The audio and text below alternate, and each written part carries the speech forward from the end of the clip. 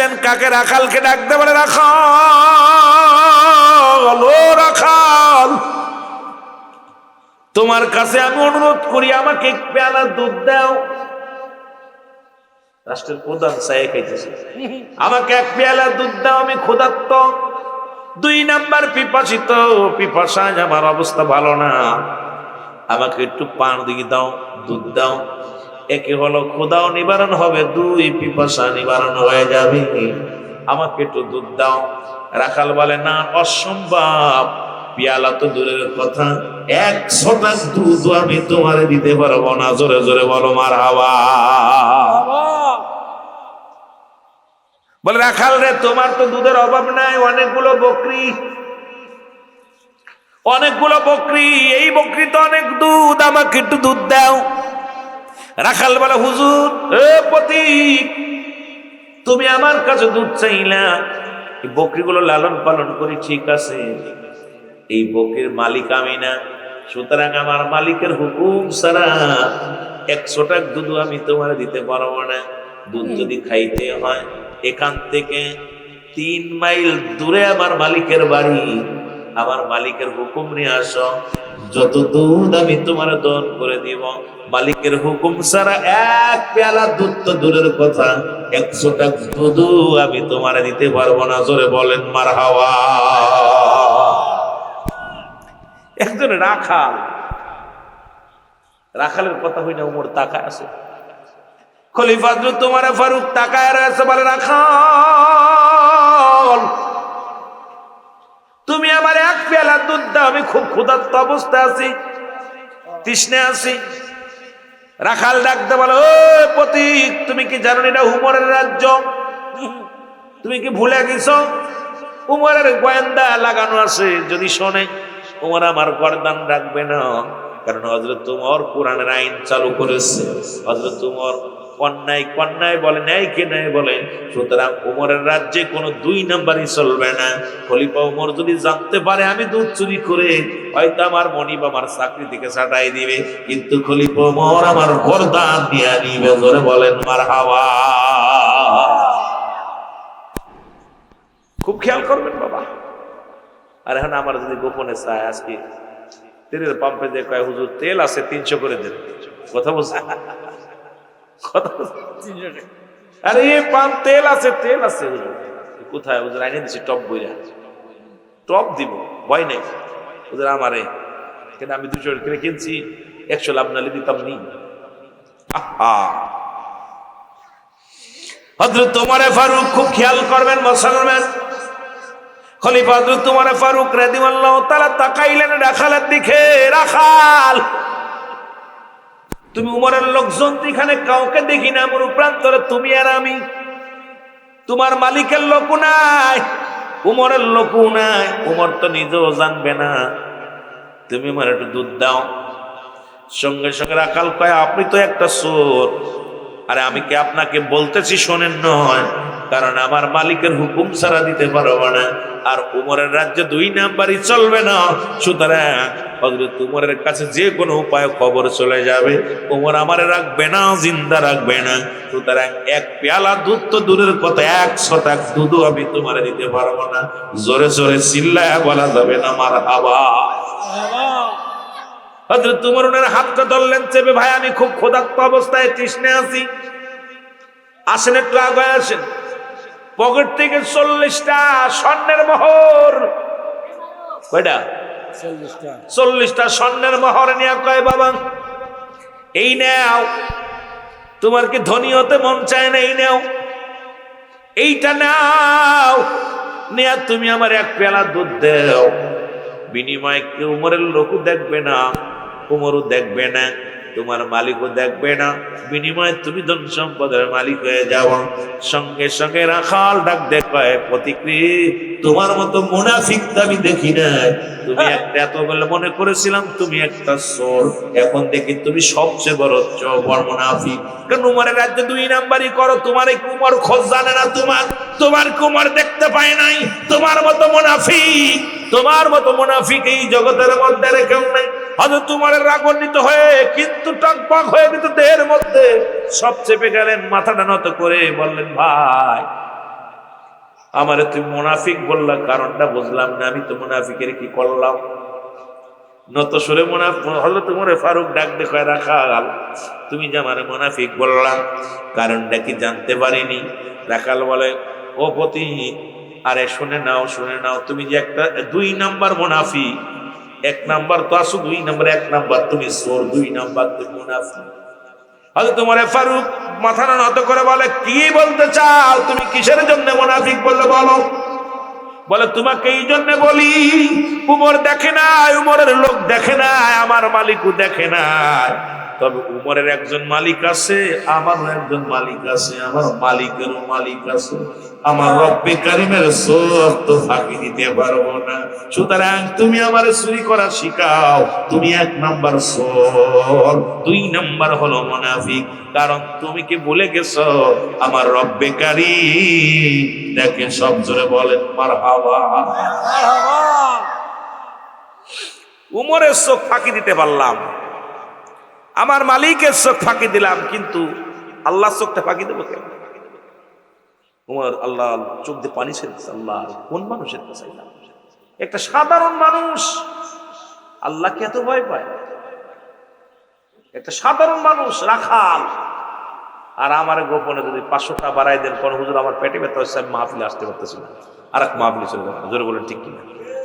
যদি খালি হাদিয়া বাড়ায় দেয়, বিশ্বাস করেন, আপনাদের ইমাম সাহেবের অফার দিবেন, ইমাম সাহেব, হুজুর আপনি মুসলিম কত পান বেতন? 10, 500 অতীতে 12,000। ওপরের মাসে ভাইজান মাস তো শেষ, ছেলে মেয়ে টানাটানি, আপনারা কিছু বাড়াবেন, না হলে আমি পারছি না।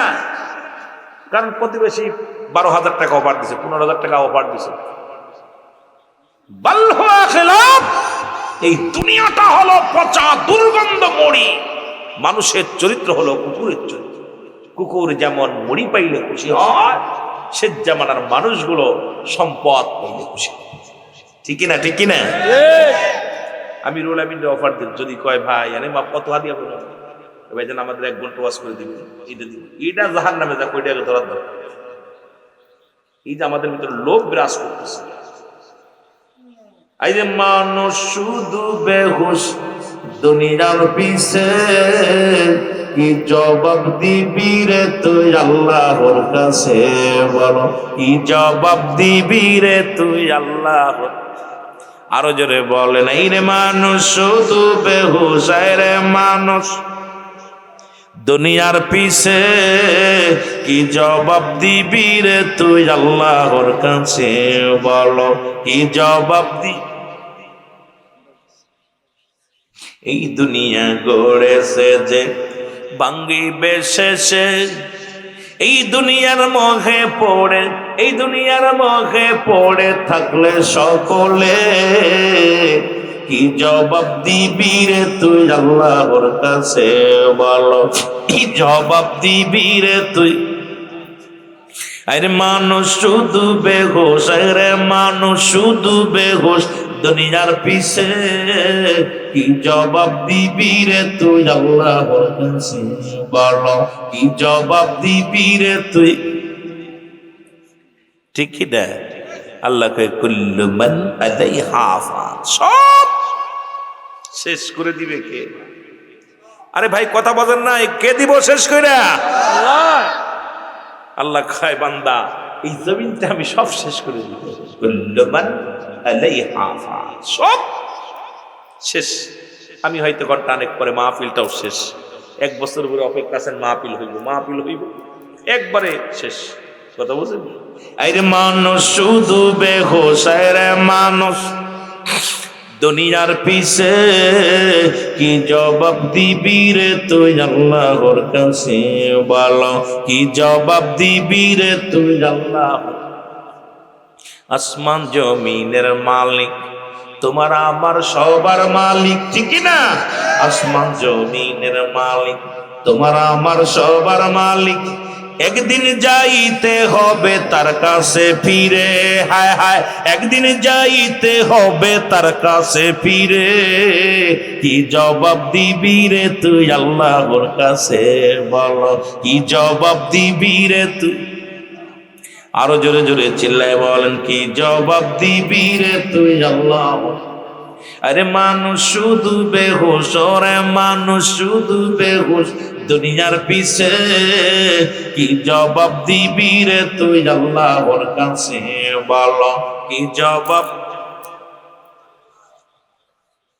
এ দুনিয়ার মুসলমান গভীর মনোযোগ, হযরত তোমার ফারুক এক উপর দিকে তাকায় ডাকতে বলে, রব্বে কারীম,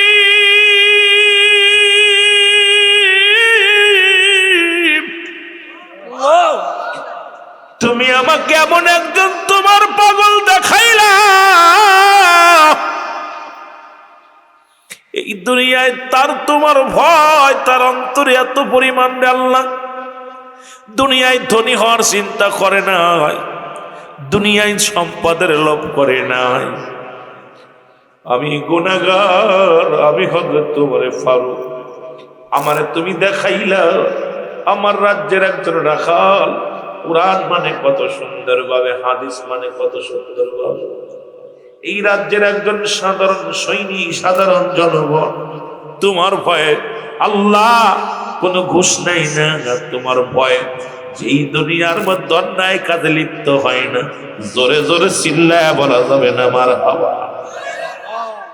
খলিফা হযরত তোমার ফারুক ডাকতে বলে, ও রাখাল, রাখাল রে, তোমার কি ধনী হতে মন চায় না? কি চায় তোমার? কি মনে কিছু চায় না? রাখাল বলে, দুইটা জিনিস চায় আমার মনে। কয়টা? আরো জোরে বলেন, কয়টা? দুইটা জিনিস আমার অন্তরে বলে, দুইটা জিনিস আমার মন বলে। তার মধ্যে এক নাম্বার হলো আল্লাহ যেন আমার ইমানের সঙ্গে মৃত্যু দেয় আর মরণের উপরে জান্নাত। এক নাম্বার, আমি আল্লাহর কাছে নামাজ 5 ওয়াক্ত সালাত আদায় করি, রব্বে কারীমের গোলামি করি, আমি ইবাদতে মাশগুল থাকি, জিকির করি, একমাত্র দাবি করি আমার রব্বে কারীমের দরবারে, আল্লাহ তুমি আমার ইমানের সঙ্গে মওত দিয়ে দিও আর মরণের পরে একটা জান্নাত দিও। 2 নাম্বার হলো আল্লাহ এই জমিনের মধ্যে খলিফা হযরত ওমর ফারুক রাদিয়াল্লাহু তাআলা এই হযরত ওমর ফারুকের সঙ্গে মরণের আগে একবার সাক্ষাৎ করাইয়া দিও। জোরে জোরে চিল্লায়া বলা যাবে না মারহাবা। কয়টা দাবি? কথা হয় না। আর আমরা কই আল্লাহ মরার আগে একটা বাড়ি যদি পেড়ে যেতে পারতাম, মরার আগে যদি জমি ভ্যান করাই করতে পারতাম, মরার আগে যদি একটা গাড়ি কিনে একটু আরামে চড়তে পারতাম, মরার আগে যদি ছেলে মেয়েগুলো মানুষ করে ছেড়ে পারতাম, মরার আগে যদি বউডার একটা হেফাজত করে ছেড়ে পারে, কপাল ফুরা। আমার আপনার মতো কপাল ফুরা মানুষ আর দুনিয়ায় নাই। আর একজন ইমানদারের সর্বোচ্চ চা হল আল্লাহ আমার ইমানই মৃত্যু এবং তোমার জান্নাত। সুবহানাল্লাহ বলেন না? মৃত্যুটা হবে কি? ইমানই মৃত্যু হবে। মরণের সময় কালেমা পড়বো লা ইলাহা ইল্লাল্লাহু মুহাম্মাদুর রাসূলুল্লাহ সাল্লাল্লাহু আলাইহি ওয়াসাল্লাম। জোরে জোরে বলো মারহাবা। মদিনা যাইতে পারলাম না, মদিনা দেখতে পারলাম না, বলো মদিনা যাইতে পারলাম না, মদিনা দেখতে পারলাম। আমি অসহায় তাই এত দূরে রহু, আমি অসহায় তাই এত দূরে রই, দূর থেকে সালাম জানাই, বলো দূর থেকে নাই, মদিনা যাইতে পারলাম না, মদিনা মদিনার নাম কত মধু,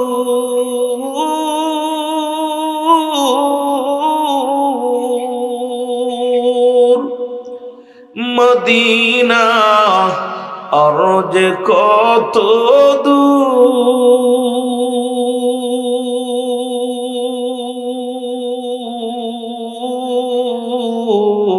ওই মদিনার পথের দুলি, বলো ওই মদিনার পথের দুলি, মাকুতে পারলাম না মদিনা, যাইতে পারলাম না মদিনা, না মদিনা, যাইতে পারলাম না মদিনা। একটু মহব্বতে ছিলে বলেন মদিনা, যাইতে পারলাম না মদিনা। আমি অসহায় তাই এত দূরে রই, আমি অসহায় তাই এত দূরে রই, দূর থেকে সালাম জানাই, বলো দূর থেকে জানাই মদিনা, যাইতে পারলাম না মদিনা। মদিনার নাম কত সুন্দর,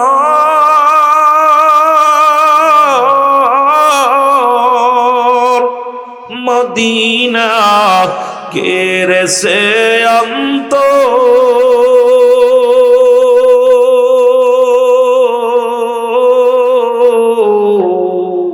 এই গরিব দুঃখীর সালাম খানি, গরিব দুঃখী পৌঁছাই দিও মদিনায়, বলো পৌঁছাই দিনায় মদিনা, যাইতে পারলাম না মদিনা। এই দুনিয়ার মুসলমান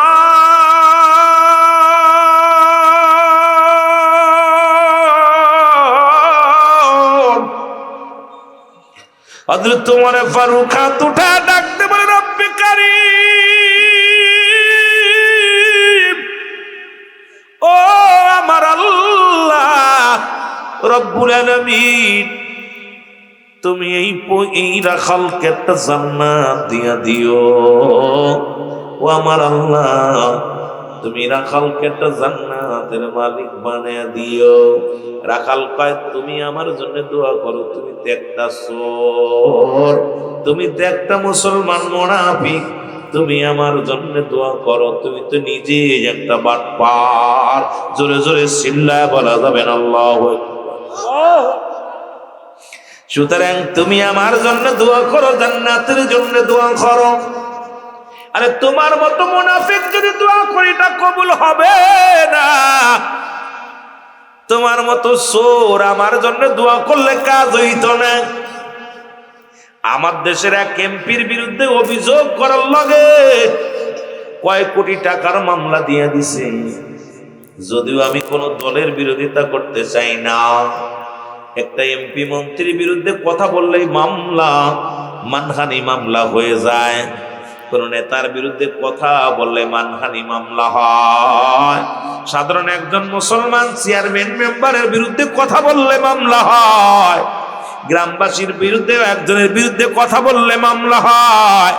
কিন্তু যিনি অধ্যক্ষতিপত্র পৃথিবীর খলিফা, যারা তৎকালীন জামানার মধ্যে যার নাম শুনলে মানুষ থরথর করে কাঁপত, আর তারে মুনাফিক বলে গালি দেয়, চোর বলে গালি দেয়, হযরত ওমর ফারুক মাথাটা নত করে শুধু শোনে, মামলাও নয় হামলাও নয়, ডাকতে আল্লাহ তুমি রাখালকে একটা জান্নাত দিয়া দিও। জোরে জোরে বলেন মারহাবা। চিন্তা করছেন রে ভাই? একটা খলিফা প্রধানমন্ত্রী, আমাদের যারা মাননীয় প্রধানমন্ত্রী তারেক রহমান সাহেব যেমন প্রধানমন্ত্রী, তদ্রুপ ওই পৃথিবীর খলিফা হযরত ওমর ফারুক রাদিয়াল্লাহু তাআলা আনহু, ইনি জগৎ বিখ্যাত একজন খলিফা। তার সামনে একজন সাধারণ রাখাল গালি দিতেছে, মুনাফিক বলতেছে, চোর বলতেছে। হযরত ওমর ফারুক হাসি উড়াইতেছে। দ্বিতীয়বার বলে, ভাই আমার দোয়া কবুল হোক আর না হোক, দোয়া করলাম। দ্বিতীয় তুমি দাবি করছো হযরত উমরের সঙ্গে দেখা করবা, বলে হ। তোমারকে দেখতে চাও? বলে অবশ্যই দেখতে চাই, কারণ ন্যায় পরায়ণ বাদশার দরবারে বাস করলাম। একবার যদি দেখতে পারতাম এই মানুষটাকে আমি নয়ন ভরে দেখতাম। হযরত উমর ফারুক ডাক দেখায়, পোড়া খাল,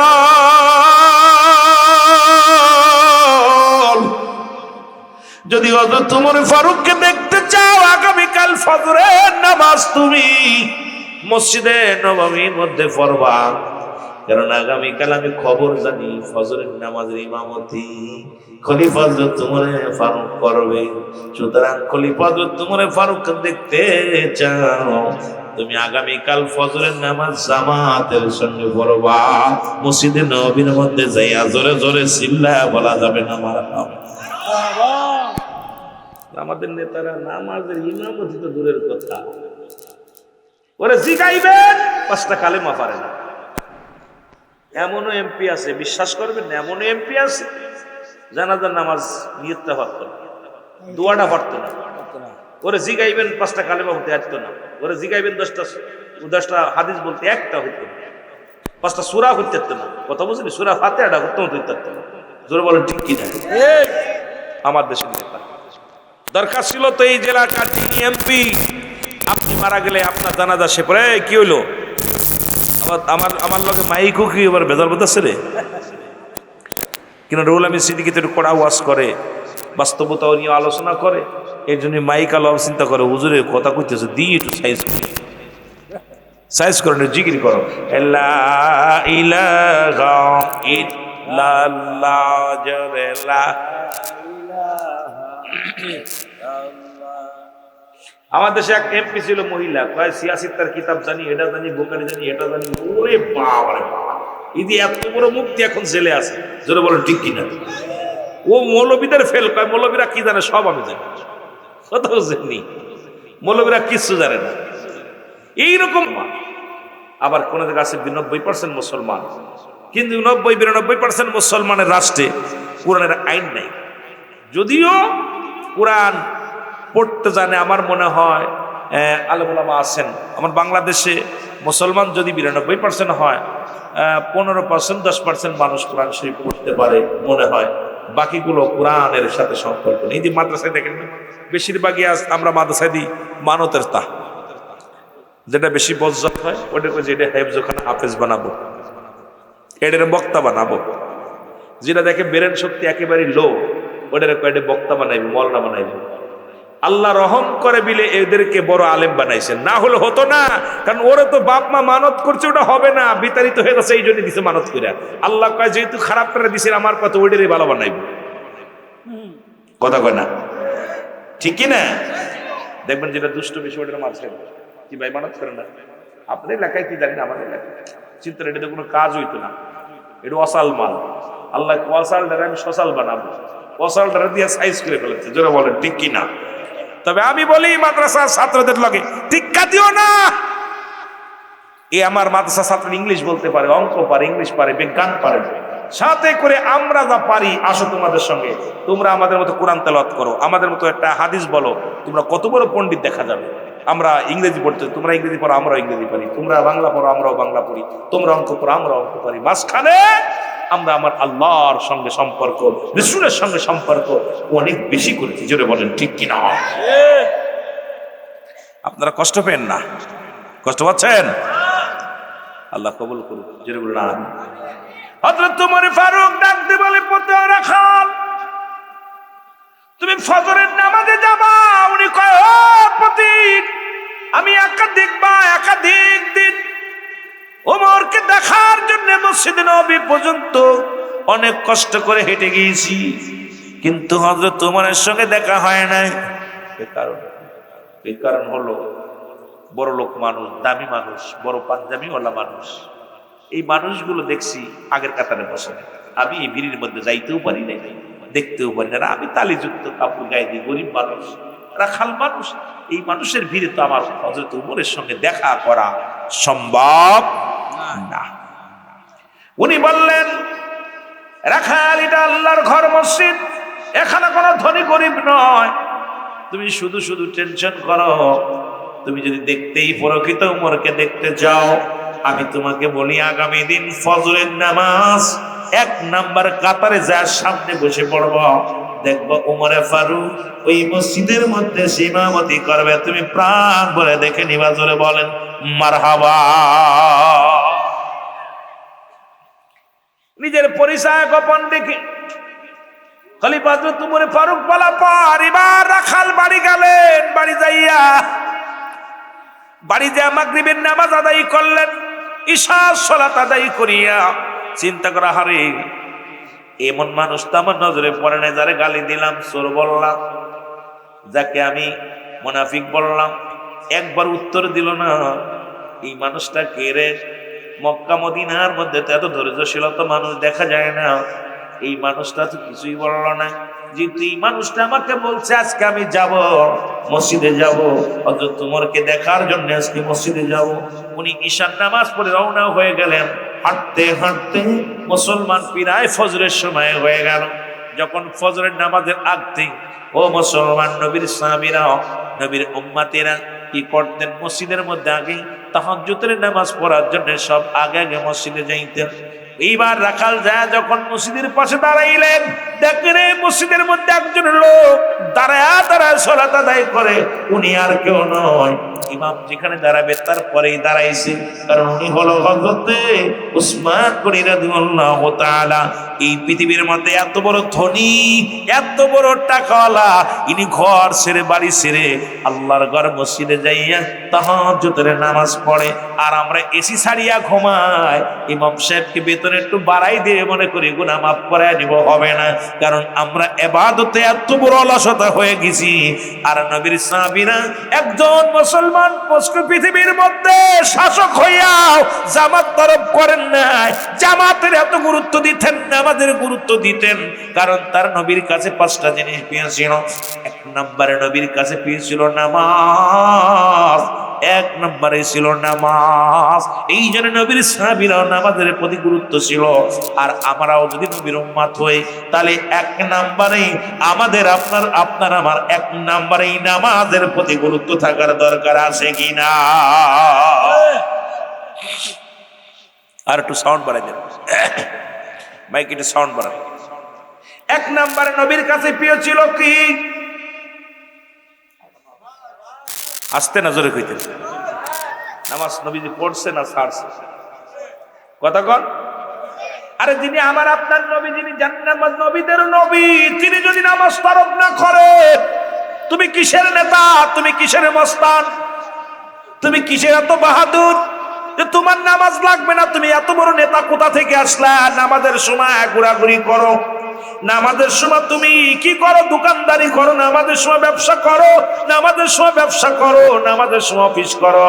তোমার মতো নেতার দরকার নাই, কারণ যিনি কুল কায়নাতের নবী, নবীদের নবী, যখন আযান পড়ে যেত রাহমাতুল লিল আলামিন, জামাতে তো শুধু জামাতে যেতেন না, নামাজের ইমামতি করতেন। তিনি আপনার আমার নবী রাহমাতুল লিল আলামিন। জোরে বলেন মারহাবা। 1 নম্বরে নবীর কাছে ছিল প্রিয় নামাজ। 2 নম্বরে প্রিয় ছিল নবীর উম্মতগণ। সুবহানাল্লাহ বলেন না। 2 নম্বর প্রিয় ছিল নবীর কাছে নবীর উম্মতগণ। উম্মতকে অত্যন্ত ভালোবাসতেন, জীবনে পেট ভরে খাইতেন না, জীবনে আরামে ঘুমাইলেন না। রাসূল পাক সাল্লাল্লাহু আলাইহি ওয়াসাল্লাম যখন আল্লাহর নৈকট্য লাভের জন্য দিদার করলেন, বিরাজ করলেন, রব্বে কারীম ডাক দিয়ে বলে, হাবিব, সব নবীরে কাউকে রুহুল্লাহ, কাউকে খলিলুল্লাহ, আপনাকে আমি বলেছি হাবিবুল্লাহ, আপনি আমার হাবিবুল্লাহ, শব্দের অর্থ আমার বন্ধু। এই বন্ধু বলে ডাক দিলাম, সব নবীরে দিদার দিলাম। ও মুসলমান শুনে, এক একটা বোনাস দিলাম, এক একটা নিয়ামত দিলাম। ইয়া রাব্বুল আলামিন আমার ডাক দিয়ে বলে, ও হাবিব, আমার নবী গো বন্ধু, আপনি বলেন আপনি কি চান? এই দুনিয়ার মধ্যে আপনার জন্য একটা স্পেশাল নিয়ামত রেখে দিলাম। আমার নবী কয়, উম্মতি উম্মতি উম্মতি। আমার আল্লাহ বলে, হাবিব, যখন আপনি আপনাকে রূহের রাজ্যে ছিলেন, তখন আপনি বলেন ইয়া রব্বি হাবলি উম্মতি। যখন আপনাকে দুনিয়ায় পাঠাইলাম, যখন আপনাকে জান্নাতের মধ্যে রাখলাম, তখন বললেন উম্মতি। এখন আপনাকে দুনিয়ায় পাঠাইলাম, তখন বললেন উম্মতি। দীর্ঘ 63 বছরের জিন্দেগি আপনি কাটাইলেন উম্মতি উম্মতি। এখন আপনাকে পার্সোনাল একটা নিয়ামত দিব, সেটাও চাইলেন উম্মতি উম্মতি। এই জন্য রাসূলুল্লাহর কাছে 2 নাম্বার পেয়েছিল উম্মত। আজকে এক ভাই আরেক ভাইরে খুন করে, ওই না কোথায় ও যুবক, উম্মত তো ভাই তন্য ভাই তো দূরের কথা। ওই মুসলমান হাবিল কাবিল হত্যা করেছিল, ভাইয়ে ভাইয়ে হত্যা ঘটেছিল, আমরা শুনেছি রে, মুসলমান দেখি নাই। এই বছর দেখলাম ও মুসলমান ফরিদপুর গোয়ালবাড়ির জমিনে বড় ভাই ছোট ভাইকে বন্দুক দিয়া গুলি করে সম্পদের জন্য মেরে দিছে। কারণ এই দুনিয়ার মধ্যে এত নিষ্ঠুর, কেমনে ভাই হইয়া বাইরে খুন করে। আরে বড় ভাই তুই কেমন নিষ্ঠুর, কারণ ভাই ভাই ভাই ভাইয়ের গায়ে একজন আঘাত দিলে সহ্য করতে পারি নাই। কত ভাই ভাই ছোট্টবেলা খেলা করেছো, নিজেরা একই বিছনায় ঘুমাইছো, সেই ভাই তোমার কাছে নিরাপত্তা নয়, তাহলে অন্য ভাই কেমন নিরাপদে থাকবে? কারণ এই জাতি, দুনিয়ার মধ্যে এই জাতিগুলো শুধু সম্পদের মোহে এমন ভাবে পড়ছে, সম্পদের জন্য পাগল হয়ে গেছে। জোরে জোরে বলেন ঠিক কিনা? রসুলের কাছে 2 নাম্বার পেয়েছিল তার উম্মত। 2 নাম্বার ছিল কি? জোরে বলেন কি? উম্মত। নবী উম্মতকে এত ভালোবাসতেন, উম্মতের জন্য নবীজি সারা জীবন কেঁদে গেলেন। আজকে আমাদের অবস্থা দেখেন, এক ভাইয়ের সঙ্গে আরেক ভাইয়ের বন্ধুতাই নাই, ভালো সম্পর্ক নাই। কারণ ভাই তো নিজের আপন ভাইয়ের সাথে সম্পর্ক নাই।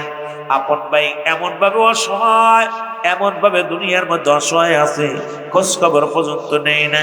আমার বাবারা আমার 3 নাম্বার নবীর কাছে পেয়েছিল। 3 নাম্বার ছিল তার বিবিগণ। আর একটু জোরে বলেন।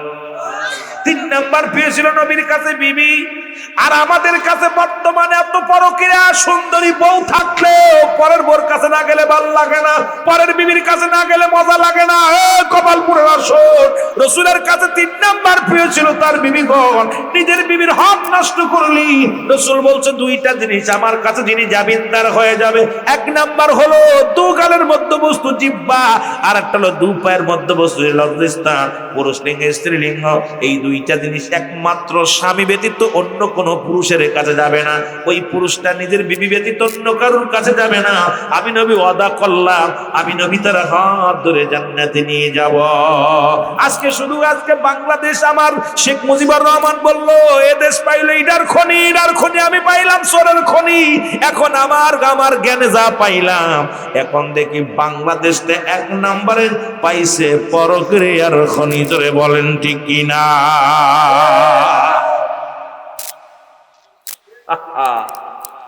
কষ্ট পাচ্ছেন আপনারা? কারণ আমি আটটুসির বক্তা, অনেকে চিন্তা করো রুহুল আমিন সিদ্দিকী ওই অনেক খালি জিকির আজগার করবে।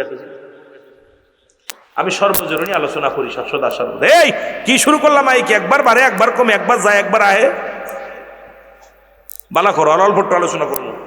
এই তো সময় একটা ফোন তো আলোচনা করবো, তারপরে আগেও ছেড়ে দিতে পারি। বলো 12:30 বেজে গেছে, একটু ভালো করো বাবা, তাড়াতাড়ি একটু মহব্বতের সঙ্গে দরুদ শরীফ পড়েন। আল্লাহুম্মা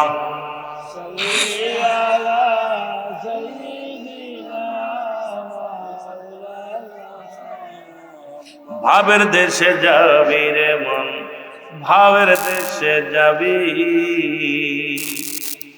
সে তাই যে দেখতে পাবি আল্লাহ গরব ছবি। ও মন ভাবের দেশে যাবি, তোরা ভাবের দেশে যাবি, ঠিক কিনা? ভাবের দেশে যাইবি, প্রেমের দেশে তো নাই।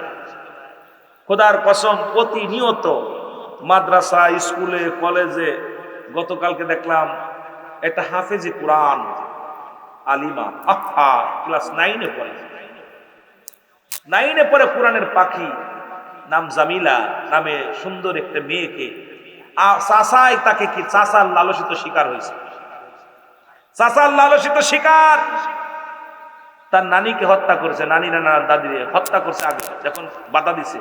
এরপরে মেয়েটাকে ধরে নিয়ে ক্ষেতের মধ্যে নিয়ে তার সঙ্গে জিনা ব্যভিচার করে তাকে হত্যা করে মেরে ফেলেছে। মেরে উলঙ্গ করে মুখের উপরে একটা কাপড় দিয়ে রাখছে, গায়ের উপর একটা কাপড় দিয়ে কোট রেখে দিয়ে চলে গেছে। এত দুঃখ লাগলো, যেটা কোরআনের পাখিও আজকে এই কয় বছর, 19 বছর, 16 বছর, 17 বছরের একটা কোরআনের পাখি, একটা মেয়েও চাচাই কি করছে, ঈদের দিন 500 টাকা সালামি দিছে। কত টাকা? 500 টাকা দিয়ে চিন্তা করছে বাগনির হাতে চাচা বাতিজার কাছে দিছে, বাজার নাও 500 টাকা পাইছে, পাই বিকেল বেলা প্রস্তাব দিছে, কুপ্রস্তাব। আর ওই মেয়েটা একটা সর মারছে চাচার মুখে, যে তুই কি বলতে চাস? আহা, চাচা লালসিতার শিকার, এদেশে বাবা লালসার শিকার। বুঝলাম পর্দাও ফরজ, নামাজও ফরজ, কিন্তু এই কোরআনের পাখিটা তো পর্দা ছেড়ে চলেনি। কোরআনের পাখি তো সবাই, তো উনি তো এলাকার যত মেয়েরা ছিল সবাই কাঁদতেছে। মেয়েটার ওর যারা ছিল, সঙ্গী ছিল, বান্ধবী ছিল, সব ক্লাস 9-এর ছাত্রী, 8-9-এর ছাত্রী, দেখলাম সব বলতেছে এই মেয়েটা কোনোদিন হিজাব ছাড়া স্কুলে আসে, মাদ্রাসা আসে। আর ওরা আমরা যখন টিফিন করে দিত, আমাদের জামাতে নামাজ পড়াইত। আশ্চর্য হয়ে গেলাম, আমাদের কোরআন ট্রেনিং দিতে। এই মেয়েটা তো এই মেয়েটা তো পর্দার মধ্যে ছিল, তাকেও লালসার শিকার হয়েছে। তাহলে সুদা বোঝা যাচ্ছে বাংলাদেশটা এমন একটা অবস্থানে চলে গেছে, শিক্ষক ছুটি দিয়ে ছাত্রীর জীবন নষ্ট করতেছে। শিক্ষক নামের কলঙ্ক, শিক্ষক তো বাবার সমতুল্য, কিন্তু সেই প্রাইভেট পড়াতে এসে ছাত্রীকে গণহারে হত্যা কি করতেছে, দর্শন করতেছে। এ সমস্ত কথাগুলো বলতে গেলে খুবই দুঃখ লাগে মনের ভিতরে।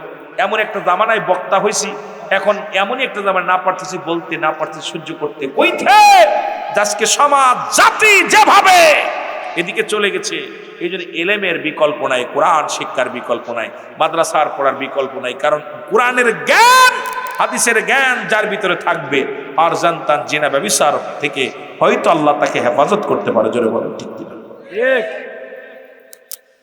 আমার ভাইয়েরা, আমার বন্ধুরা, আমার রাসূলুল্লাহর কাছে 3 নাম্বার প্রিয় ছিল তার বিবিগণ। বউ থাকতো শালীর প্রতি মন, ঠিক কিনা? কথা কয় না? ছোট ভাই বড় ভাবির দিকে নজর, ছোট ভাই বড় ভাই ছোট ভাইয়ের বউ নিয়ে ভাগছে, ঠিক কিনা?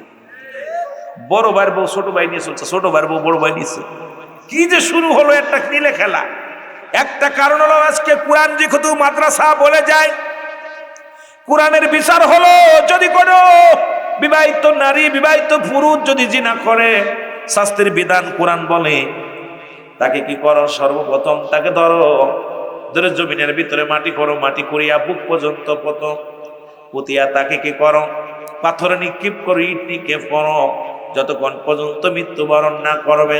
যখন মারা যাবে নিশ্চিত মনে করবা মারা গেছে, এবার তারে খুঁজে তুলবা, মাটি থেকে তুলবা, তোলা পর তারে কি করবা, এই দিবালয়ে মানুষের সামনে দিবালয়ে তারে কুকুর শিল দিয়ে লাশটা খাওয়া দিবা।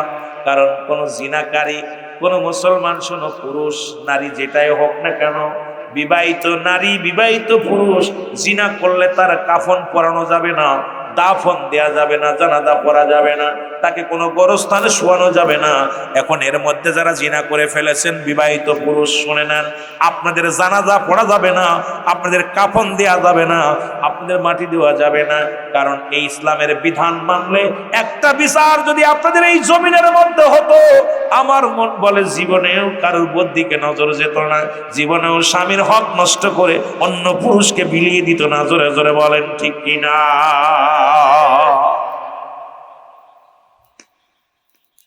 হয়তো শুনতে এর মধ্যে আছে অনেকে বউ থাকতো জিনা করে ফেলছেন, যদিও শুনতে খারাপ লাগে, বলতে হবে, আমার মরতে হবে। কারণ আমিরুল আমিনের এখন দাড়ি মোছ পাকা শুরু করছে, যে কোনো মুহূর্তে কবরে ডাক আসতে পারে। আমার জবাব দিতে হবে আল্লাহর কাছে। কি জবাব দিব? পারবো না জবাব দিতে। সুতরাং অবিবাহিত থাকলে আল্লাহ তাদের একটু মাফ করছে, কিনা মারা, তাও তাদের 100 ডোরা মারতে হবে। মুফতি মুহাদ্দিস সালেহ ওলামা যারা আছেন খুব খেয়াল, 100 ডোরা মারতে হবে। কিছু মারা পর জন্য মারা যায়। এরপরে তাকে কি করতে হবে? তাকে তার গোসল করাতে হবে, গোসল করানো যাবে, দাফন করাতে হবে, জানাজা পড়বে। কারণ অবিবাহিত থাকার কারণে সে দাফন পাবে, কাফন পাবে, জানাজা পাবে। কিন্তু বিবাহিত কোন নারী পুরুষ কাফন, দাফন, জানাজা পাবে না। তাহলে আমার দেশে যেভাবে জিনা এই যে আপনার দেখছেন গাইবান্ধা নিজের মা সৎমার লগে ছেলে কট খাইছে, দেখছেন না? এই নেট চালার যারা, মিথ্যা না সত্য বলতেছি?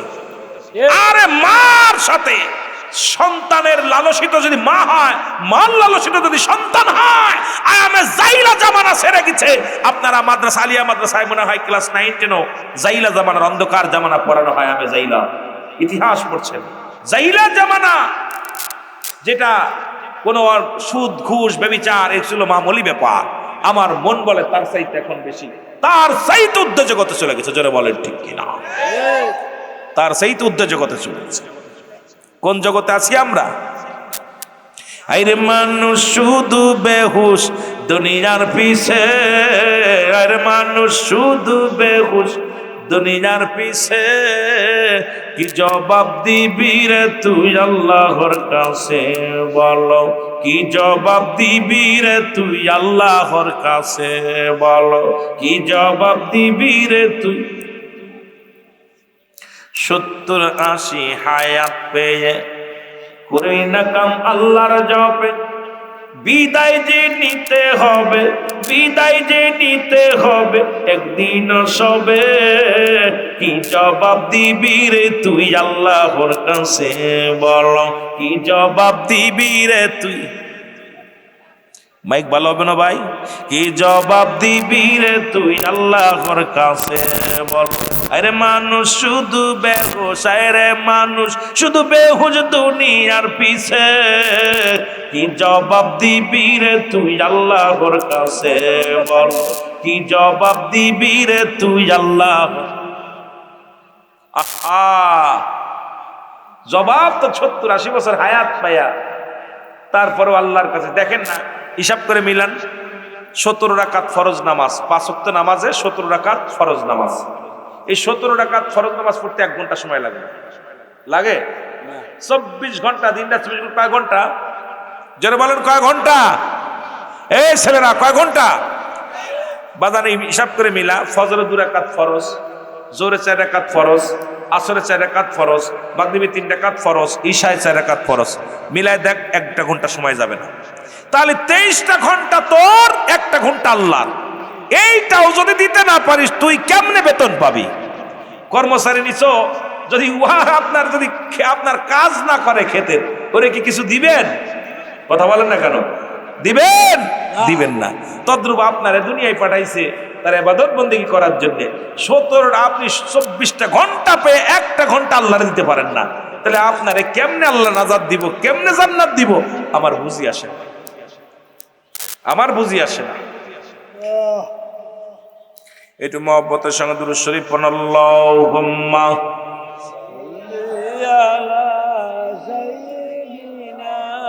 এ ভাই আর 2-4-10 মিনিট চালান ভাই, একটু ভালো করে চলেন।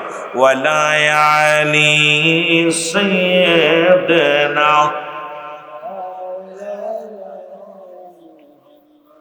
আল্লাহুম্মা সাল্লি আলা।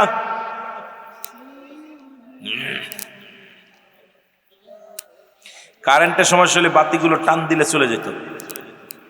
কারেন্টের সমস্যা হইলে আমি মাইকে টান দিলে, আমি তো এখনো মাইকে টান দিই না। সিদ্দিকের কণ্ঠ তো শোনেন নাই, মাইক কাটি এক টানে সাইড ডাকি না, কিন্তু আজকে তো টান দিতেছি। শরীরটাই কুলাই না, নিজেও পারি না, বয়স হয়ে গেছে, এখন আর সেরকম মনও চায় না। কিন্তু আপনাদের জনগণ ফাঁকি দিবেন না। জনগণের এই মাইকে এখন মাইক মালায় বেশি দেখবেন না, ওই রে বাবা ফাটিয়ে ফেলবে। কথা কর, গানে গেলে ফাটিয়ে ফেলবে, কিন্তু ওয়াজে আসলেই এই মাইকের ভিতরে এমন শয়তান বয়া থাকে, এটাই কয় সাউন্ড দিস না, জনগণ শুইকে ফেলবো। জুতো দিত আবার গান বাজনা, গান গাইতাম আপনাদেরকে নিয়ে, যদি গান টান গায়ে মজা দিতে পারতাম, তাহলে আবার মাইকে আওয়াজ বাড়তো। হক কথা কইলে শয়তান কয় এইবার তো মানুষ হয়ে যাইবে, এগুলো বন্ধ কর। একটু মহব্বতে বলেন আল্লাহুম্মা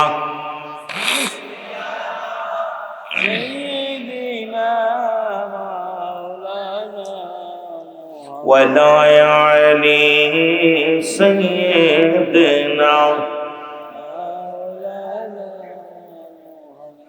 এ মুসলমান, রাসূলের কাছে 4 নাম্বার পেয়েছিল সুগন্ধি জিনিস। নবীজি বেশি পছন্দ করতেন সুগন্ধি জিনিস। নবীর উম্মত হইয়া মদ খেয়ে টাল হয়ে পড়ে থাকো, নবীর উম্মত হয়ে গাঁজা খাইয়া ইয়াবা খাইয়া পাগলামি করো। নবীর উম্মত যদি দাবি করতে হয়, নবীর কাছে 4 নাম্বার পেয়েছিল সুগন্ধি জিনিস। আজ থেকে বিড়ি, সিগারেট, গাঁজা, ইয়াবা, পেন্সিডিল, কে আজ থেকে মাদক সেবন করবো না? কে একটু হাত তুলে মাওলারে দেখায়া দেন, দেখি দিয়ে আমার আল্লাহরে দেখায়া দেন কে খাবেন না? কি আপনারা খাবেননি? এ আমার যুবক বন্ধুরা, গভীর মনোযোগ। হযরত উমর ফারুক যখন বলে গেলেন, মনে করে যায় আলোচনা দেখাবার অনেকে কইবে হুজুর বাকিটুক তো কিছু বুঝলাম না। ঠিক না? ঠিক না? এদের মুসলমান রাখাল চলে গেলেন। মনে রাখবেন ওয়াজ কই থেকে কই যায়, আল্লাহ যেন কবুল করে। এবার চলে গেলেন রাখাল। ফজরের নামাজে যায় দেখে রে হযরত উসমান গনি রাদিয়াল্লাহু তাআলা উনি তাহাজ্জুদের নামাজ দাঁড়ায় আল্লাহর দরবারে আদায় করে। এবার উনি নামাজ পড়ে দাঁড়াইলেন। হযরত রাখাল যায় হযরত উসমান গনি রাদিয়াল্লাহু তাআলার পাশে দাঁড়াইলেন। যখন উসমান গনি এবার ডাকতে বলে, ভাই আমি তো আপনার ইতিপূর্বে কোনোদিন দেখি নাই এই মসজিদ, আপনি কে গো, বাড়ি কই? আমার বাড়ি ওই মহল্লায়। আপনারা তো জীবনে এই পর্যন্ত দেখি নাই কোনোদিন মসজিদে। আমি আইছি, এর আগেও অনেক দিন মসজিদে আসছি, পিছনের কাতারে দাঁড়াইতাম, সামনের কাতারে দাঁড়াইতে পারি নাই। বলে আপনি এবার তাকায় দাঁড়াবে, এখন সিরাযুক্ত কাপড় গায়ে, রাখালের গায়ের কাপড় সিরা, ময়লাযুক্ত কাপড় গায়ের মধ্যে। রাখাল বলে, হুজুর বেয়াদবি মাফ করবেন, শুধু আজকের দিনটা নামাজ পড়বো আমার মনে বড় শখ। হযরত উমর ফারুক এই জায়গায় ইমামতি করে কে? বলে এই মসজিদের ইমাম হলো হযরত উমর ফারুক। তুমি কি নাম শোনো নাই? কয় শুনছি। কয় উনি হলো খলিফা, এই বর্তমান জামানার খলিফা। আপনি 5 ওয়াক্ত নামাজের ইমামতি করেন, একটু পরেই তো ইমাম সাহেব ঢুকবে, কারণ আজান পড়বে। আজান পড়ার পর সব মুসল্লিরা আইব, ইমাম সাহেব আইব, আপনি বসেন। কয় ভাই রে আজকে বসবো, আর কোনোদিন আমি বসতাম না। উসমান গনি ডাক, দেখো ভাই, তোমার হাতটা ধরে কয় ভাই শুধু আজকে নাই, তোমার যতদিন মন চায় একমাত্র মসজিদে ইমামের জায়গা ব্যতীত কোথাও কারো জায়গা নির্ধারিত নয়। সুতরাং তুমি যদি মন চায় প্রতিদিন এসে একমত তুমি এখানেও দাঁড়াইতে পারো, কারণ তোমার মন চায় মসজিদের যেখানে সেখানেই তুমি দাঁড়াইবা, তবে কাউকে ডাকবে না। তুমি আগে এসে আগের কাতারে বসবা, তোমার পিছনের কাতারে যাওয়া লাগবে না। তুমি 5 ওয়াক্ত নামাজেই হযরত উমর ফারুকের পাশে পড়তে পারবা, যদি তুমি আগে এসে দাঁড়াইতে পারো। জোরে জোরে চিল্লায় বলেন মারহাবা। আর আমার দেশে মসজিদের মধ্যে দেখা যায় 12-13টা যায় নামাজ পড়া। এই ঢাকার কয় সেক্রেটারি, কয় ঢাকার সভাপতি, বের করে দাও কান ধরে রে। মসজিদের মধ্যে একটা যায় নামাজ একমাত্র ইমামের জায়গা ব্যতীত, ইমাম সাহেবের জায়গা ব্যতীত কারোর জায়গা ধরে রাখার একটার নাই। আমার দেশে অসংখ্য মসজিদের মধ্যে খালি যায় নামাজ পড়া। দেখা যায় পিছনের কাতারে দাঁড়ায়, মোল্লা আসবে, কখন মোল্লা দাঁড়াইবে, ও যদি 15 জনের পরে আসে তাও ঘাড় উপরে লাফ দিয়ে সামনে বসে। মসজিদ ভরে গেছে তা যায় সামনে বসে, কারণ ওর যায় না আমার সামনে। যে মসজিদের তোর নির্ধারিত জায়গা রাখে, ওই মসজিদের মুসল্লিদের নামাজের অবস্থা কেমনে হতে পারে? একমাত্র মসজিদের যাই নামাজ ঠিক থাকবে ইমামের, ইমাম মুয়াজ্জিন ব্যতীত অন্য কারোর যাই নামাজ ঠিক থাকবে না, নামাজ ইসলাম ঠিক থাকবে না। কিন্তু আমার দেশে দেখা যায় যার যার ব্যক্তিগত নামাজের জন্য যাই নামাজ তাকে জোরে বলেন ঠিক কিনা? চেয়ার নিয়ে বসে। আমি কিছুদিন আগে একটা মাহফিলে গেছি, আমি আশ্চর্য হয়ে গেছি। 2টা দেখি মসজিদের ভিতরে খালি যায় না মসজিদ, কিন্তু ওরা সব যায় না, পিছনের কাতার সব ভরা, সামনের কাতার 8 জায়গা খালি, 8টা সিট খালি। তা আসরের নামাজটা আমি চিন্তা করলাম কোন মাদারি পড়ি ওদিকে, আমি চিন্তা করলাম এইটা দেখতে হইব কি তা হয়। আমি তো বেশিরভাগই সুরত ধরে চলি, কারণ আমি বক্তার মতো চলি না। অনেক বক্তা, আমি যদিও ছোটখাটো একটা আপনাদের 10 জনের দোয়ায় মোটামুটি বাংলাদেশে নামলে 10 জন চেনে, যদিও আপনার 20 জন না ছিল 10 জন চেনে। যেখানে খাই, যেখানে বসে একটু চা খাইতেও পারি না, কারণ বসলে সিদ্দিকী সাহেব, কথা বুঝেননি? এই যখন এমন ভাইরাল হয়ে গেছে, এখন ভাইরাল হয়ে গেছে, দেখুন দাঁড়াইছি আমি, ইমাম সাহেব তো আয় আমার চিনে ফেলছে, হুজুর হুজুর হুজুর, আমি তো হবে না, আমি মুসাফির, কারণ আপনি 4 রাকাত নামাজ 2 রাকাত হলে পড়াইতাম, আপনি পড়ান। পরে উনি বুঝতেন এখন খালি আমাকে দাঁড়ায় যায় সামনে আমার আসেন, আমি না ভাই, জোর করে নিচে টানি গেলাম, দেখি চারিপাশে 4টা 8টা সিট খালি, হ্যাঁ কেউ সামনে আসে না। নামার সময় হুজুর আইতো 2 হাজি সাহেব সেক্রেটারি আর ওই 2 মরল, কথা বুঝছেন, এরা 5 এক জায়গায় একটা 2টা খালিই থেকে গেল। নামাজ দাঁড়া গেছে, সপ্তাহ নামাজ পড়ে 2টা খালি রয়েছে। নামাজ শেষ করে ওই 2টা কেউ দাঁড়াইনি, আমি আশ্চর্য হয়ে গেলাম। তো জিজ্ঞাসা ভাই ইমাম সাহেব হুজুর বেয়াদবি মাফ করবেন, কারণটা কি? কাকু ভাইজান আমি চাকরি নিয়েছি এই মসজিদের, এই 17 জন বছরে মনে হয় বদলা, মোটামুটি আমি 6 মাস টিকেছি। আপনি যা কইতেছেন মনে হয় আগামী দিন আমার থাকা হবে না। আমি কেন? ওই যে যায় নামাজ ওইটা আমাদের মোরল সাহেবের, ওইটা যদি কেউ দাঁড়ায় তাহলে ওই মসজিদে উনি এই জায়গায় গালিগালাজ শুরু করে দেয়, কথা বুঝছেন, মসজিদের ভিতরে গালি দেয়। আমি উনি উনি আসে কিন্তু উনি মাঝে মাঝে দেরি করে ফেলে, কিন্তু আবার আগে দাঁড়াইলো দোষ, পাশে দাঁড়াইলো দোষ, না সময় মতো দাঁড়ায় যায় পিছন থেকে শুরু করে আজকে সময় বেশি বাচ্চা, ঘড়ির টাইম বেশি হয়েছে, আগে মনে হয় খাওয়া ভালো হয়েছে, কথা বুঝছেন। আমাকে কাম শাসছে আইসি উনি, পরে আইসে আসার পর জেগেতে হুজুর বেয়াদবি মাফ করবেন, সাজি মোরল সাহেব ভাইজান এই মসজিদ কার? মসজিদ আমাদের মানে এটা আমাদের গোষ্ঠীর মানুষ সবাই মিলে করছে। এই মসজিদটাকে আল্লাহরে দিচ্ছেন না আপনার আছে ব্যক্তিগত? কেন? আমাদের সবারই তো আছে, সবার আছে কি কোন? মসজিদের মালিক কিনা? আমরা। তলি ঠিক আছে, মসজিদের মালিক যদি আল্লাহ হতো তলি ঠিক ছিল না, কিন্তু মসজিদের মালিক তো আপনি। আমি বললাম ইমাম সাহেব এই মসজিদ নামাজ আপনি হরায়েন না, কারণ যে মসজিদের এখনো মালিকই আল্লাহ হতে পারে নাই, যে মসজিদের মালিক এখনো আমার মাওলা হতে পারে নাই, সেই মসজিদের নামাজ কেমনে পড়বো? সর্বসাধারণের যেখানে দাঁড়ানোর একটা নাই, এই মসজিদে নামাজই হবে না। ব্যক্তিগত জামাত জায়গা দাঁড়াইছে। পরে আমি পাশে, আমি আর বেশি মুসাফির মানুষ, চিন্তা করলাম গ্যাঞ্জাম করা যাবে না। পরে বুঝাইলাম, চাচারে বুঝাইলাম, হাতে কোনো বাজান রাখা যাবে না। পরে করছে যে আমি তো আর রাখতে কইনি, কেউ দাঁড়াইলে আমি খুঁজে বুঝে আপনি দাঁড়াইলে বলে গালিগালাজ করেন, কয় ওই অনেকের ময়লা টেলা নিয়ে দাঁড়াই জন্য পছন্দ করি না, কথা বুঝেননি? বিশেষ করে আর অনেক কথা, এসব কথা বলা মাহফিলে ঠিক না। তা আল্লাহ হেদায়েত দান করছে কি জানি না, তা অসংখ্য মসজিদ দেখবেন এরকম অবস্থা।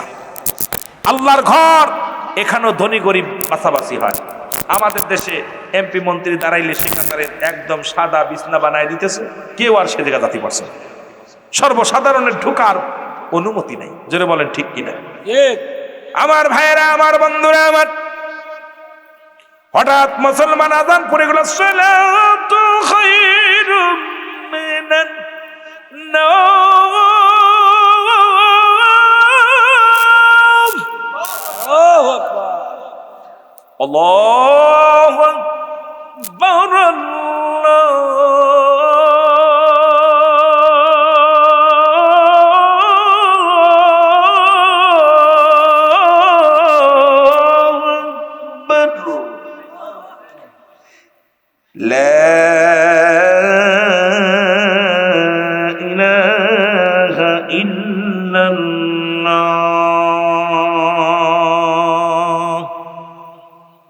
মুসল্লিরা দলে দলে দলে দলে মসজিদের মধ্যে প্রবেশ করছে।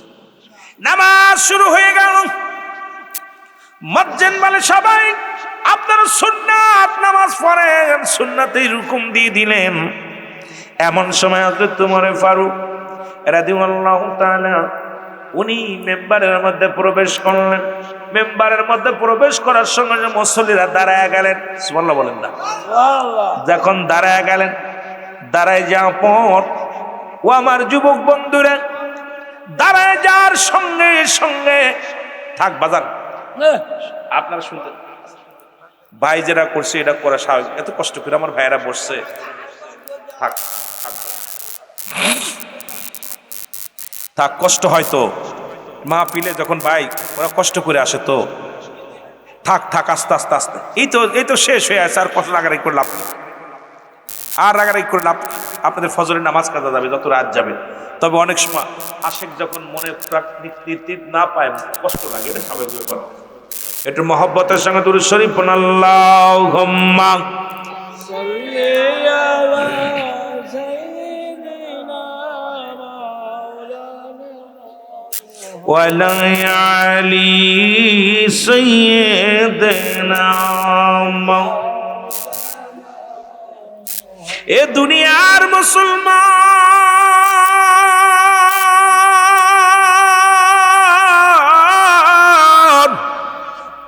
হযরত উমর ফারুক যখন মেম্বারের মধ্যে প্রবেশ করেছে রে,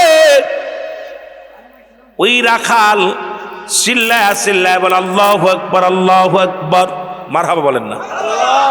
এদিক খেল। আল্লাহু আকবার মনেছে। মুসল্লিরা ডাক দিয়ে কয়, তুমি কেমন মুসল্লি রে? ইমাম সাহেব এখনো সূরা কেরাত শুরু করলো না, নামাজ শুরু করলো না, তুমি কেন তাকবীর দিলা? বুঝি আসে না? নামাজের ভিতরে যদি কোনো ওয়াজিব সুন্নাত তরফ হয়ে যায় তাহলে আদা মুসলমান তাকবীর দেয়। মুসলমান এখনো তো ইমাম সাহেব মসজিদের মেম্বারের মধ্যে দাঁড়াইয়া সূরা কিরাত পড়ে নাই, নামাজে দাঁড়াই নাই, তুমি কেন আল্লাহু আকবার বলো না? রাখাল কয়, তোমরা জানো না আমি আইছি উমরের পাশে নামাজ পড়ার জন্য, আমি আইছি হযরত উমর ফারুককে দুনান ভরে দেখবো। এই যে ইমামতি করতে আসলেনি তো 1 নাম্বার চোর, 2 নাম্বার হলো মুনাফিক। খলিফার বিরুদ্ধে, রাজার বিরুদ্ধে সামনে যদি কয় মুনাফিক আর চোর, উপস্থিত মুসল্লিরা একদম ধরছে। খবরদার, এটা মসজিদ, নিরাপত্তা পালন করো, চুপ। হযরত উমর ফারুক বলেন, ভাই নামাজের টাইম হয়ে গেছে, এখন সমাধান আমি দিতে পারবো না, নামাজ শেষ করে সমাধান দিব, সবাই ধৈর্য ধরেন। কিন্তু রাপতি রাখাল চিন্তা করে, হারে আসলাম উমরে দেখতে, দেখি চোর, গতকালকে এই লোকটাই তো আমার সঙ্গে কথা হলো, ইনি আমারে মিথ্যা বলা শিখাইলো, ইনি আমারে 2 নাম্বারি করা শিখাইলো, সেই লোকটা কেমন ইমামতি হয়ে গেল, এই জায়গায় কেন চান্স পেল?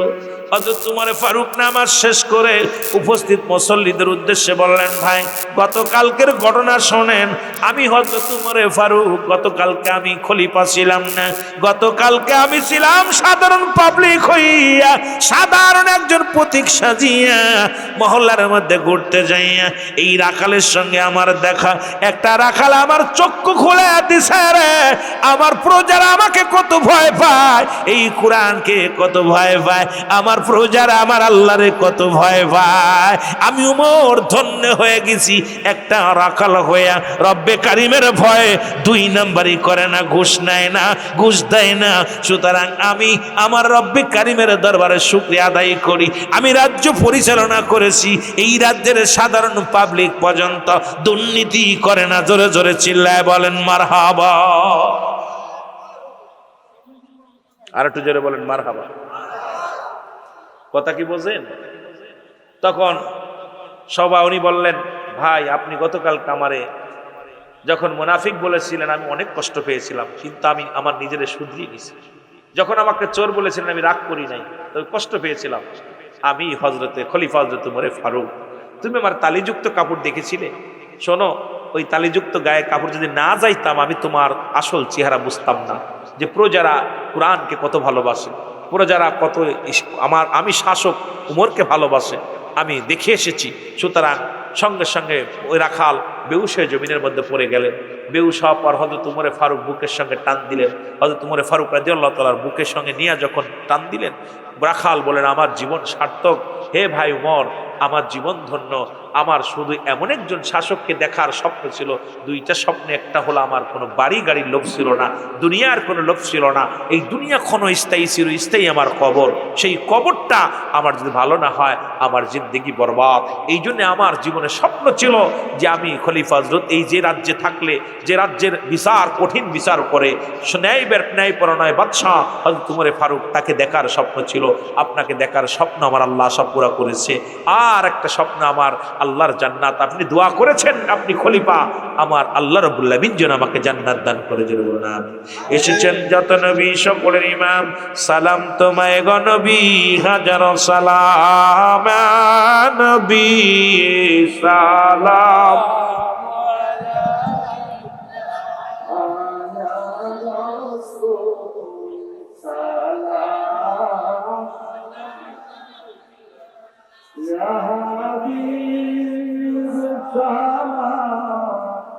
وعلى آلك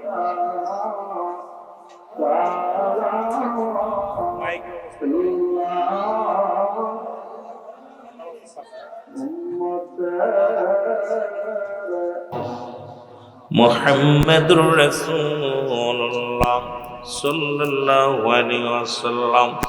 জোরে জোরে চিল্লায় বলেন মারহাবা। বালাগালুলা বিকামালিহি কাশাওয়াতু জা বিজামালিহি হাসনাতু জামিউ ফিসালিহি সাল্লু আলাইহি ওয়া আলিহি। আলহামদুলিল্লাহ, সমস্ত প্রশংসা সেই মহান রব্বুল আলামিনের দরবারে যে রব্বি করিম আজকে 15তম বাৎসরিক আজিমুশান ইসলামী জলসা, এই মাহফিল আপনাকে আমাকে আসার মতো বসার মতো সুযোগ আল্লাহ দান করল। উচ্চ কণ্ঠে আওয়াজ দেবেন আলহামদুলিল্লাহ। আজকের মাহফিল থেকে সালাম ও কদম মুছে জানাই কুল কায়নাতের নবী, নবীদের নবী, রাহমাতাল লিল আলামিনের পবিত্র কদম মোবারকে। সালাম ও কদম মুছে জানাই বাংলাদেশের অসংখ্য হক্কানি ওলি আল্লাহদের কদম মোবারকে। সিলেট অঞ্চল অসংখ্য আল্লাহর ওলি শুয়ে আছেন, প্রত্যেকের পবিত্র কদম মোবারকে সালাম জানাই। আজকের মাহফিলের থেকে আমার দয়াল ফির দস্তগীর খাজা ওয়াসিদ আল্লামা বিশ্বরী ফরিদপুরি সাহেবের কুদ্দুসে সুরহুল আজিজ সাহেবের পবিত্র কদম মোবারকে সালাম জানাই। আজকের মাহফিলের সম্মানিত সভাপতি আলহাজ জনাব হযরত মাওলানা হাফেজ আব্দুল মতিন সাহেব। আজকের মাহফিলের সহসভাপতি দুজন আছেন, জনাব মোহাম্মদ জুয়েল আহমেদ সাহেব, জনাব মোহাম্মদ মোখলেসুর রহমান সাহেব।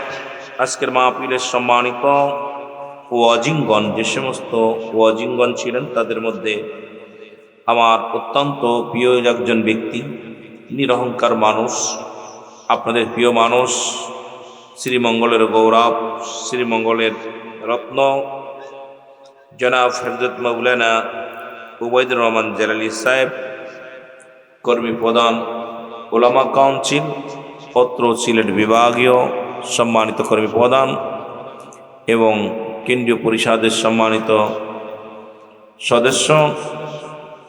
খাস করে আজকের মাহফিলে আরেকজন বক্তা ছিলেন জনাব হযরত মাওলানা A.K.M শরীফ আহমেদ জিয়াদি সাহেব। উনিও বিশ্বজায়কের মঞ্জিলের রত্ন, উনি একজন বিজ্ঞ আলেম। রব্বুল আলামিন ওনারও হায়াতের মধ্যে বরকত দান করুক। ওলামা কাউন্সিলের সম্মানিত সদস্য আরেকজন আলেম ছিলেন জনাব হযরত মাওলানা আমিনুল ইসলাম সাহেব, উনিও বিশ্বজায়কের মঞ্জিলের রত্ন। এর পরে আমন্ত্রিত ওলামা ইকরাম যারা ছিলেন সকলকে জানাই মোবারকবাদ ও সালাম। যদিও আরও কিছু আলেমদের নাম আমি আস্তে আস্তে আলোচনা করব, যদিও সময় পেলে সকলের নাম বলার চেষ্টা করব। সালাম জানাই সামনের খান জাকের আন্দার প্রাণ মুসলমান ভাই বন্ধুগণ, পর্দারের মা বোনেরা, সম্মানিত মাদ্রাসার মুহতামিম এবং মাদ্রাসার শিক্ষক মহোদয়, হেফজখানার সম্মানিত হাফেজ সাহেব সহ ছাত্র ভাইয়েরা, সামনের খান জাকের আন্দার প্রাণ মুসলমান ভাই বন্ধুগণ, পর্দারের মা বোনেরা, সকলকে জানাই সালাম, আসসালামু আলাইকুম ওয়া রাহমাতুল্লাহি ওয়া বারাকাতুহু। এখানে দুইটা জিনিস পাওয়া যাবে, একটা হচ্ছে রহমত, একটা হলো গজব। আমরা কি রহমত নিতে চাই না গজব নিতে চাই? আরো জোরে বলেন, রহমত নিতে চাই। তরিকাতের মাহফিল, তরিকা শব্দের অর্থ হলো রাস্তা। কোন রাস্তা? ইহদিনাস সিরাতাল মুস্তাকিম, সরল সঠিক পথ।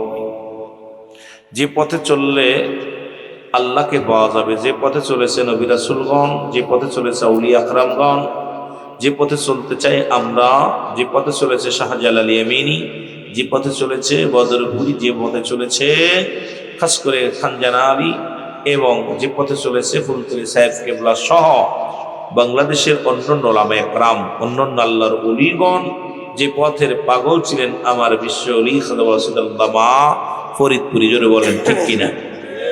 সেই পথে চলতে চাই কি চাই না? আরো জোরে বলেন।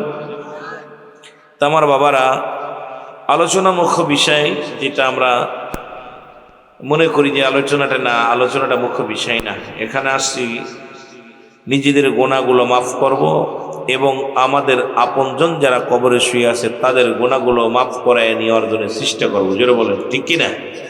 আর একটু জোরে বলেন। এখান থেকে ফিরে যেতে পারবেন বাড়ি কে কে?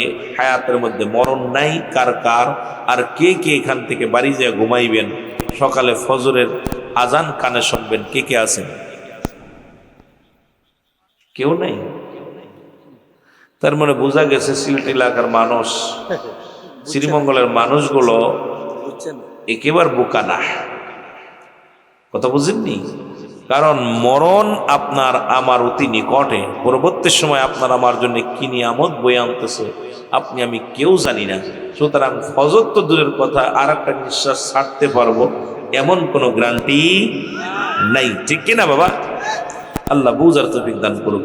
মহব্বতের সঙ্গে দরুদ শরীফ পড়েন, আল্লাহুম্মা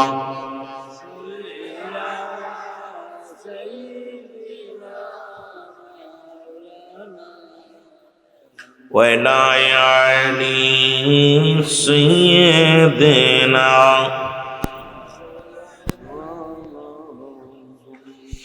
এ দুনিয়ার মুসলমান গভীর মনোযোগ। রাহমাতের নবী বলে গেলেন, আমি যখন পৃথিবীর মধ্যে, আমি যখন দণ্ডায়মান হব, আমি যখন দাঁড়াইবা, আমার পিছে থাকবে হযরত আবু বকর সিদ্দিক রাদিয়াল্লাহু তাআলা। যখন আবু বকর দাঁড়াইবে, তার পিছে থাকবে হযরত ওমর ফারুক রাদিয়াল্লাহু তাআলা। হযরত ওমর ফারুক যখন দাঁড়াইবে, তার পিছে থাকবে, কারণ যখন ইমামতিতে দাঁড়াইবে, ইমাম হবে, খলিফা হবে। এক কথায় বুঝে নিবেন মুসলমান, দাঁড়াইবে কে? খলিফা হযরত ওমর ফারুক রাদিয়াল্লাহু তাআলা। হযরত ওমর ফারুক যখন দাঁড়াইবে, তার পিছে থাকবে হযরত উসমান গনি রাদিয়াল্লাহু তাআলা। উসমান গনি যখন দাঁড়াইবে রে, তার পিছনে দাঁড়াইবে হযরত আলী রাদিয়াল্লাহু তাআলা। জোরে জোরে চিল্লায় বলা যাবে না মারহাবা। রাসূল যে নিয়ম বলে দিলেন, রাসূল ইন্তেকাল করলেন। কি করলেন? ইন্তেকাল করলেন। আলোচনা খুব খেয়াল করবেন। রাসূল আকরাম সাল্লাল্লাহু আলাইহি ওয়াসাল্লাম ইন্তেকাল করলেন। ইন্তেকালের পরে আসলেন খলিফা হলেন হযরত আবু বকর সিদ্দিক রাদিয়াল্লাহু তাআলা। বেশি দিন তিনি টিকে ছিলেন না, কারণ বাতিলের সঙ্গে লড়াই করিয়া হার মানলেন। মুসলমান শুনে নাও, কারণ নরম মনের মানুষ যিনি ছিলেন রাসূলের চাইতে 6 মাসের বয়সে বড়, যিনি ছিলেন আমার নবীজির শ্বশুর, ইসলামের প্রথম খলিফা হযরত আবু বকর সিদ্দিক রাদিয়াল্লাহু তাআলা। জোরে জোরে চিল্লায় বলা যাবে না মারহাবা। এত বড় দাম এই মানুষটার, যে মানুষটা একদিকে হলো রাসূলের শ্বশুর। বুঝেননি? কার শ্বশুর? আরে আস্তে কর না, জোরে কইবেন। কার শ্বশুর? এই ছেলেরা, তোরা ওয়াজ শিখবি, আমি যেভাবে কথাগুলো বলি খেয়াল করবি। আমিও তো তোদের মতো একদিন ছিলাম, বয়া বয়া শুনতে শুনতে বক্তা হয়েছি। যদিও ডিগ্রি নিছি, ডিগ্রি কম নিই নাই, তবে সবচেয়ে বড় ডিগ্রি তোমাদের মতো একসময় নিছি বয়া বয়া। আমি গুনাহগার, আমার ইতিহাস শুনলে তোমরা সবাই অবাক হয়ে যাবে। পরীক্ষা চলতে ছাত্র জীবনে আমি ওয়াজের নেশা ছিল খুব। এলাকার মধ্যে ওয়াজ হলে এমন নেশা ছিল, ওয়াজ না শুনলে মজা লাগতো না। আর সামনে, আমার সামনে কেউ বসতে পারতো না, যত কষ্ট হোক আগে সামনে বইতাম, পাশে বসতে রাজি না। জীবনে পাঞ্জাবি কাপড় চুরি করে পয়রম সাইরে নিয়ে পলিথিনের ভিতরে না গায়ে দিছে, বাড়িতে আসতে দেবে না, পরীক্ষা। ওয়াজ শুনে যায় টুক করে আবার পড়া শুরু করছে। কারণ একটা জিনিস ছিল, আমি একদিন শুনেছিলাম যে এই মজলিসে 2টা জিনিস পাওয়া যায়, একটা রহমত, একটা গজব। তো রহমত নেওয়ার জন্য চেষ্টা করতাম, মনে মনে জল্পনা ছিল আল্লাহ একটা বড় আলেম যেন হতে পারি। যদিও বড় হতে পারি নাই, আলেম হতে পারি নাই, তবুও চেষ্টা করি আলোচনা করার জন্য। রব্বি কারিম যেন গুনাহগারের জবান দিয়ে কিছু বলার তৌফিক দান করুন। সকল বল না আমিন। বাজান, এই জন্য তোমরা আলেম মানুষ, যারা হাফেজি খানায় পড়ো, হেফজখানায় পড়ো, আলিয়া মাদ্রাসায় পড়ো, স্বপ্ন থাকবে আমরা বড় আলেম হব। আমরা এলাকার মধ্যে আমাদের বক্তা হওয়ার দরকার নেই, আলেম হব। কি হব? সবাই বক্তালি শ্রোতা হইব কিনা? কথা কয় না। সবাই যদি আমার মতো বক্তা হয় শুনবো কিনা? কথা বোঝে না। সবাই মাস্টার হলে ছাত্র হইব কেডা? সবাই যদি ড্রাইভার হয় প্যাসেঞ্জার হইব কেডা? সবাই মাস্টার হলে ছাত্র হইব কেডা? তা তোমাদেরকে এলেম অর্জন করতে হবে, আলেম হইতে হবে। আমরা বড় জিনিস না, বাবা মার জানাজা পড়াবো, নিজের ভাই ভাতির জানাজা পড়বো, নিজে হারামের মধ্যে নয় হালালের মধ্যে জীবনযাপন করবো। জোরে বলো ঠিক কিনা? বাকিটা আল্লাহ পাক ভালো। কারে দিয়ে কি করাইবো সব আল্লাহ ভালো জানে। জোরে বলেন ঠিক কিনা? কেউ পারে, কইতে পারে, বলতে পারে আমি কি হবো? কথা কয় না? চেষ্টা, ইংলিশে বলে ট্রাই অ্যাগেন, বারবার চেষ্টা করো, বারবার চেষ্টা করো, একবার নাই। বাংলায় আমরা পড়েছি পারিব না বলে মুখ, করিও না ভাব, কেন পারিব না বলো একবার, 10 জনে পারে যাহা তুমিও পারিবে তা। কেন? চেষ্টা করতে হবে, চেষ্টা করলে হবে না, এটা ভুল ধারণা। মানুষ তো অভ্যাসের দাস, অভ্যাস মানুষের দাস না। মানুষ কার দাস? অভ্যাসের দাস, অভ্যাস মানুষের দাস না। এখন আমি অভ্যাস বানাইলাম খালি ঘুমাইবো খামু, দেখবেন একদিন বয়া নামাজ পড়েন, পরের দিন আর দাঁড়াই পড়তে মন চাবে না। একদিন 8টায় ঘুমাবেন, পরের দিন 8টা বাজার আগেই ঘুম আসবে। খাবার রুচি কমাই দিবেন, আস্তে আস্তে কমে যাবে। যত একদিন আজকে 1 লোকমা বেশি খাইছেন, আগামী দিন আর লোকমা বাড়বে। এই জন্যে আমাদেরকে দেখতে হবে মানুষ এমন একটা অভ্যাসের দাস বানিয়ে ফেলেছি যে আমরা সব এগুলো সব ওয়াজ নসিহত শোনার অভ্যাস বানাইতে হবে। আমলের নিয়তে, গুনাহ মাফের নিয়তে রব্বে কারীম যেন আমল করার তৌফিক দান করে। সকলে বলুন আমিন। আর একটু জোরে বলুন। যেটা বলতেছিলাম, নবীজির শ্বশুরের বয়স নবীর চাইতে কয় মাসের বড়? আরে 6 বছর, 6 মাস, কয় মাস? মাত্র 6 মাসের বড়। রহমতের নবীর চাইতে বড় ছিলেন। এদিকে হলেন শ্বশুর, এদিকে হলেন ইসলামের দ্বিতীয় প্রথম খলিফা হযরত আবু বকর সিদ্দিক রাদিয়াল্লাহু তাআলা আনহু। শুধু তাই নয়, মুসলমান শুনে নাও, এবার আবু বকর দুনিয়া থেকে বিদায় নিলেন। আবু বকর সহ্য করতে পারতেন না, রাসূল যেখানে দাঁড়ায়া দাঁড়ায়া নামাজ আদায় করতেন, এক স্টেপ পিছনে এসে আবু বকর নামাজ পড়াইতেন, আর চোখের পানিগুলো সেরে সেরে কাঁদতেন আর বলতেন, ইয়া রাসূলুল্লাহ, ইয়া হাবিবাল্লাহ, আপনার বিরহ বেদনা আমি কেমনে সহ্য করব?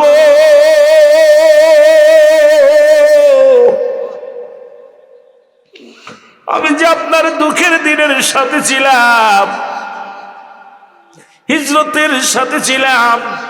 পৃথিবীর সব চাইতে কঠিন কাজ হলো, কষ্ট হলো হিজরত করা। সেই হিজরতের মতো কঠিন কাজও আমি অংশগ্রহণ করলাম। আজকে আমি আছি, নবী নাই। যতদিন উনি খেলাফতে ছিলেন, রাসূলের বিরহ বেদনায় শুধু চোখের পানিগুলো দরদর করে সেরে কাঁদতেন। রাসূলকে এত পরিমাণ ভালোবাসতেন। রাসূলের ভালোবাসায় অন্যান্য সাহাবীরা জিজ্ঞাসা, হুজুর আপনি এত কাঁদেন কেন? বলে, তোমরা বোঝো না, তোমরা জানো না, কারণ আমি আমার নবীজির চেহারা দেখে ক্ষুধা তৃষ্ণা নিবারণ করতাম। আজকে সেই রহমতের নবী নাই, আজকে আমার প্রিয় নবী নাই। আমি আবু বকর থাকতে মন চায় না, আমিও আমার নবীর দেশে যাইতে বড় মন চায়। জোরে জোরে বলো আল্লাহু আকবার। রাসূলকে হারাইয়া সব সাহাবী তো পাগল, সবাই নবীর কাছে যাবে, সবগুলো রাসূলের কদমে যাবে। এ মুসলমান, গভীর মনোযোগ। আবু বকর ইন্তেকাল করলেন।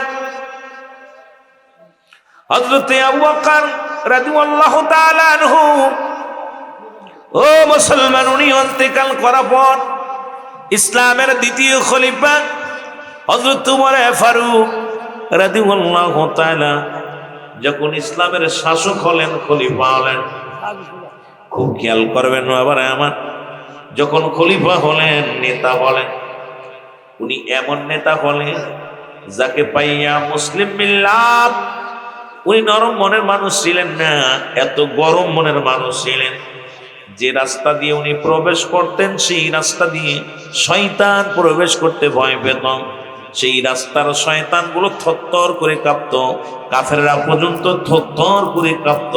কারণ হযরত ওমর ফারুক রাদিয়াল্লাহু তাআলা আনহু যখন ইসলামের দ্বিতীয় খলিফা হইলেন, ইসলামের বিজয় ঝন্ডা যেন আরো জোরে জোরে বাজতে লাগলো। জোরে জোরে চিল্লায় বলো মারহাবা। শাসক হিসেবে সাহাবীদের ভিতরে যত শাসক ছিল তার মধ্যে হযরত উমরের শাসন খুব কঠিন ছিল।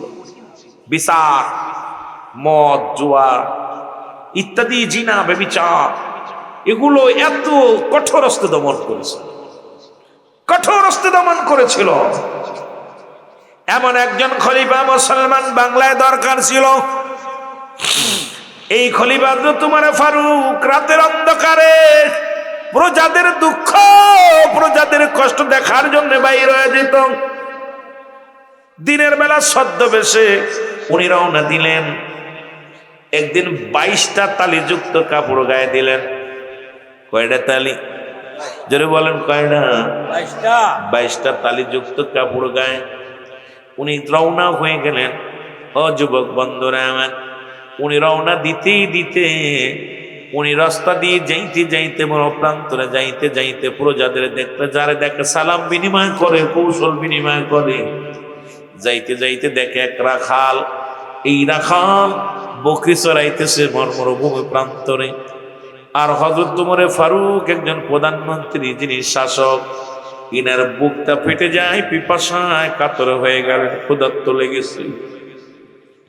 যিনি একজন খলিফা, যিনি বাংলা বা পৃথিবীর মুসলমান তৎকালীন মুসলিম মিল্লাতের খলিফা, প্রধানমন্ত্রী, এত বড় পাওয়ারফুল মানুষ, কোন সিকিউরিটি নাই সাথে, কোন এমপি নাই, কোন মন্ত্রী নাই, কোন প্রশাসন নাই।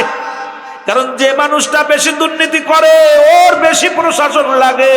দুর্নীতিবাদের ভয় থাকে, কখন মানুষ আমারে ধরবে, কখন আমারে জনগণ ধরবে, কখন আমারে জনগণ ধরবে, এই ভয়ে থাকে। কারণ আপনারা দেখেছেন অন্যান্য রাষ্ট্রের প্রধানমন্ত্রী, অন্যান্য দেশের প্রধান যারা আছে, এরা ওপেন মসজিদে আসা যাওয়া করে। ওপেন দেশের প্রধান যিনি ওপেন চলাফেরা করে, গির্জায় যায়, ওপেন রাস্তায় ঘোরাফেরা করে, তাদের সিকিউরিটি লাগে না, তাদের মুসলমান শুনে নাও পার্সোনাল গাড়ি লাগে না। তারা খ্রিস্টানের পাশে অসংখ্য দাড়ি টুপি জুব্বা মাথায় দিয়ে ঘুষের মধ্যে জন্য, যেটা বলেন ঠিক কিনা? আমার ভাইয়েরা, আমার বন্ধুরা, হযরত উমর